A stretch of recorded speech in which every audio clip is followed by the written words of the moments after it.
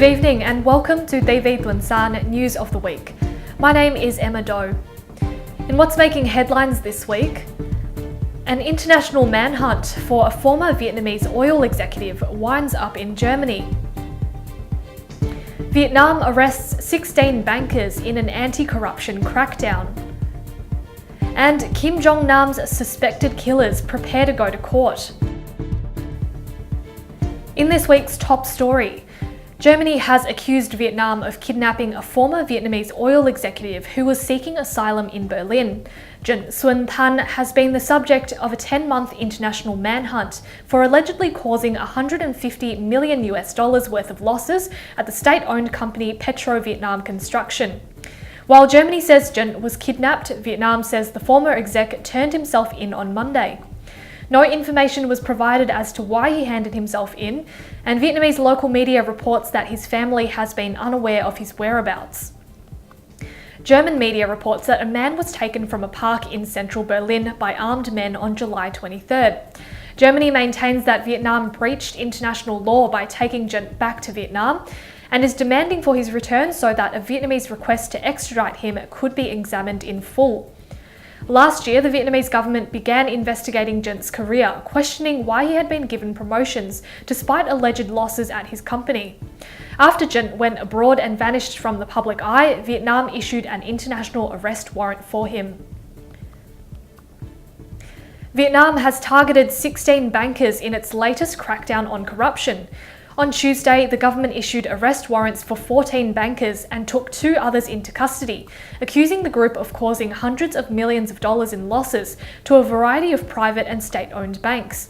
According to a statement on the Ministry of Public Security's website, the bankers allegedly colluded with the private Vietnam Construction Bank to secure loans which amounted to $660 million. One senior banker in the group is Jong Nam, the former bank deputy chairman of Sacom Bank and a member of one of Vietnam's richest families. Last year, 36 former Vietnam Construction Bank employees were handed jail terms of up to 30 years for secretly withdrawing millions of dollars from client accounts. On Monday, Hanoi suggested sacking its deputy trade minister for her wrongdoings back when she was head of a lamp manufacturing company. Vietnam has deported an ailing pastor to the US after releasing him from prison over his campaign for religious freedom. Nguyen Công Trinh was serving an 11-year prison sentence for undermining national solidarity through religious activities with ethnic groups in the country's Central Highlands. He was also the director of the Vietnam-US Lutheran Alliance Church. A statement released last week by the US human rights group Boat People SOS said that Jin arrived in Los Angeles on July 28 with his wife and 5 children. Jin's release came with the condition of deportation and comes amid a series of arrests of activists and religious freedom advocates in Vietnam. Vietnam has arrested 4 dissidents just 1 week after it sentenced activist Trần Thị Nga to 9 years in prison. The latest round of arrests includes a writer, Protestant pastor and 2 other activists who have already served previous jail sentences for spreading anti-state propaganda. Phạm Văn Trội, Nguyễn Bắc Truyện, Trương Minh Đức and Nguyễn Trung Tôn are all connected to a lawyer named Nguyễn Văn Đại, who was arrested back in 2015. The 4 activists are now facing serious charges of partaking in activities that aim to overthrow the government, an offence that can result in the death penalty. The Vietnamese government maintains its argument that it doesn't jail political dissidents, only lawbreakers. The 2 women accused of poisoning Kim Jongnam will appear in a Malaysian court this Friday, where their lawyers say they will plead not guilty. Đoàn Thị Hương and Siti Aisyah are suspected of smearing a deadly nerve agent on the face of the North Korean leader's half-brother. Both women say they were tricked into thinking they were playing a harmless prank for a TV show. Đoàn and Aisyah face the death penalty if convicted. Meanwhile, South Korea's spy agency maintains that the killing was part of a 5-year plot by Kim Jong-un to assassinate his half-brother. The 4 North Korean suspects in the case have fled the country. Vietnam has condemned China's construction of a movie theatre on the disputed Paracel Islands as tensions between the neighbours rises over energy claims in the disputed South China Sea. China's state news agency Xinhua reports that its cinema on Woody Island in the Paracels is equipped with the most advanced projection equipment. That's gotten on the nerves of Vietnam, which, along with Taiwan, claims sovereignty over the island.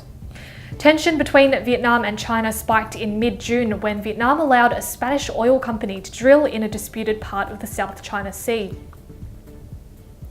Over to news in the United States. A former army medic who saved wounded comrades under fire during the Vietnam War has been given the country's highest military award by President Donald Trump. 71-year-old James McLaughlin from Michigan received the medal for his valor in saving the lives of 10 members of his platoon at the Battle of Nui Yon in May 1969. He retrieved wounded soldiers during battle despite being hit with shrapnel and gunfire. According to the Pentagon, McLaughlin refused to be evacuated to treat his wounds and held a blinking light in an open area at night for a resupply airdrop. He also destroyed a North Vietnamese army position with a grenade.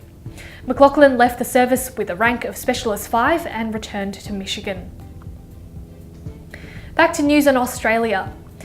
Vietnam is now Australia's second biggest destination for wheat exports. Vietnam's growing demand for Western breads and instant noodles has seen it import 1.5 million tonnes of Australian wheat per year. 10 years ago, that figure stood at only 380,000 tonnes. A representative of the Australian Export Grains Innovation Centre told ABC News Australia that Australia's proximity and quality of wheat makes it an attractive option for Vietnam. A Catholic church commemorated 150 years since its construction in Melbourne's inner east suburb of Richmond over the weekend. St Ignatius Parish held a mass on Sunday with parishioners treated to 2 choirs singing hymns in both English and Vietnamese. Over the past 150 years, the church, also known by its Vietnamese name Nhà thờ Đá, has seen about 30 priests. Father Nguyen Viet Huy currently leads the masses in Vietnamese language. Community members were invited to stay after the Mass for morning tea, with Vietnamese cuisine offered among the delicacies. Speaking to TV Tuần-san, president of the Vietnamese Catholic community Phạm Đình Tuan, said the Vietnamese community have been lucky to be welcomed in by the Archbishop Father Huy and the local community of St Ignatius Parish. That's all from TV Tuần-san News of the Week. For more stories, you can follow TV Tuần-san at tvtsonline.com.au and Facebook at TV Tuần-san. I'm Emma Doe, thank you so much for watching, and I look forward to your company at the same time next week.